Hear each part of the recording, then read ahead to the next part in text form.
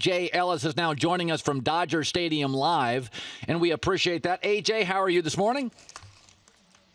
Hey, morning, Colin. How you doing? I'm doing great. A.J., you've been in this spot before where you've had a very good regular season, and you've got the great starting pitching.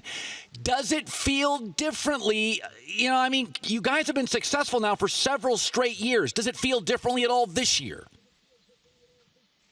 I think it feels differently from just the standpoint we're just more experienced. We've been through this before. We're kind of going into this playoffs series just really excited, but also knowing it's going to be a grind. We know what to expect as a team, as a group.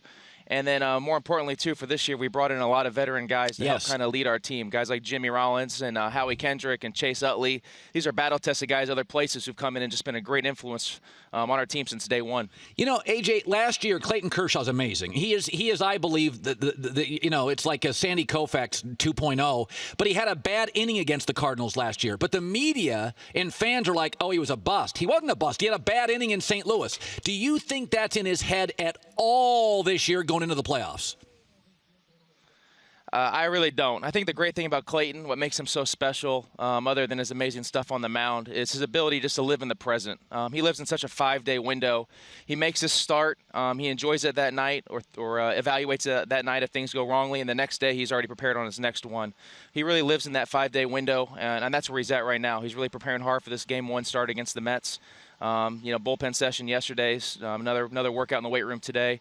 Just kind of building up and building all his momentum towards that one game and pour all of his energy and focus and concentration into that one game. And I'm really glad you realized, too, that, and you made it known that it was just one inning. And this guy dominated the Cardinals for 12 of his 14 innings last year in the playoffs. And then those 2 innings just kind of, things just kind of steamrolled in the wrong direction. But this guy's a big game pitcher. He saw that when he clinched against the Giants last week. This guy loves the stage, and he lives in the present, lives in the moment. And I'm excited to be watching play on Friday night. You're a veteran presence, and I've said this before, is that catchers end up being great broadcasters and managers because you're living the game and breathing the game. You're not just playing it. When you have Kershaw, we saw him with Mattingly. He's a very emotional cat. He's feisty. You watched that and you're like, damn, I don't want any part of that. I didn't watch it. I ran away. When Clayton's on the mound and he's in his zone, AJ, how much do you have to do? How much is him and how much is you guiding him? What's that experience like with Clayton? Oh, it's like 95%, 5% when we're out there working together. He's so, first of all, before the game even starts, 2 hours before we even get on the mound, he's so detail-oriented. He gives me the game plan. He's done all the prep work, all the research. I'm doing my own work. We come together for a meeting, and he's dictating to me exactly what he wants to do. So it's basically up to me to kind of remember his rhythms, remember his patterns. So when we get out there on the mound, we stay together, and he can keep going at that same pace, that same rhythm, that same working speed he likes to have. So that's really my main job, is to make sure I'm always on the same page with him so he can keep pitching and not have to shake his head out there and find the right pitch. Yeah. Fortunately for us working together for 3 years here in the big leagues now, or 4 years now after this year, we found that routine, that rhythm. Other than that, there's really not much I do other than try not to screw up. This guy's so great. He's so amazing. I'm just doing everything I can to stay on the same page with him. Occasionally go out there and give him a breath if things are kind of steamrolling in the wrong direction, and I need to go out there and get the train back on the tracks. But even when I go out there, those are really brief visits where I'm just out there trying to let him catch his breath. Yeah. You guys, you got a kid like Corey Seager, who's a September call-up, and he's thrived. But he's a baby, and this is the playoffs. And, AJ, you've been in these playoffs. I'm watching that Yankee-Houston game last night. Playoff baseball, I don't care what anybody says, it is different. It's a different experience for the fans.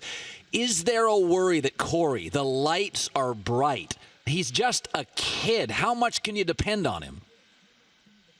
Well, you referenced that Astros-Yankees game yesterday. There's a bunch of kids in that Astros team yesterday that went out and played a great game and did a lot of amazing things in their first playoff experience. And sometimes being a little young, being a little naive to the situation, you don't know what to expect. So, yeah, Corey's an amazing talent. We've known that for a long time. All of baseball's known it. To see what he came up and did this month for September, Jimmy was banged up for a couple weeks with a bad finger. Corey stepped right in at shortstop, and as impressive as he was offensively, just the rock he was at shortstop, making all the plays defensively, being in the right position at all times, he gained a lot of trust in our clubhouse. And he's a guy that we look forward to watching him play and watching and letting all of baseball watch him play these next few weeks. A.J. Ellis, longtime Dodger catcher, who is a vital dialogue guy, a vital part of this team, because baseball and playoff baseball, pitching so dominates this sport. You look at this series, and I look at Kershaw and Greinke, and I look at the Mets starting pitching. What do you remember about the Met-Dodger games this year? If I said, what stuck out to you in the series, AJ, that you could tell what was going to happen for the next 2 weeks or week? What do you remember? Pitching, you nailed it. I mean, these are going to be some really low-scoring, hard-fought games. It's going to come down to which team executes better, who plays the small ball game a little bit better, who gets the guy in from third base with less than 2 outs. When you get those rare opportunities against these amazing starting pitchers that we're going to see in this series, it's going to come down to who can handle the roller coaster of emotions throughout the course of a game. That's one thing we've learned as a playoff team these last few years. Is it's a playoff series every game. It feels like where the ups and downs, the first innings, the third innings, the seventh innings, the ninth innings, where the team that keeps their head above water the best, the keeps their emotions in check, are you generally the teams that are able to strive and deliver when the game gets really tight. Well, I've never done, in my 20 years of broadcasting, I've never done a live stadium interview with a player, and this went so well. I hope this becomes a regular for us and the Dodgers. We're on the Dodger Stadium in Los Angeles. AJ, best of luck. This is going to be an incredible series. It's the one I really can't wait for, and thank you for coming into our show. Yeah, absolutely, Colin. Are we going to see you out here at Dodger Stadium this weekend? Absolutely. In fact, I even have an Uber rider already. No, you don't. Yes, I do. Nice. Yes, I do. That's like a celebrity Uber service. By the way, then. AJ, I don't have time because we're going to a break, but ask your friends. I saved 4 lives yesterday on the LA freeway. Everybody in the world's talking about it. So, big day for us here on the show. I appreciate you stopping by. AJ. All right, Colin. Appreciate you. Thanks, man.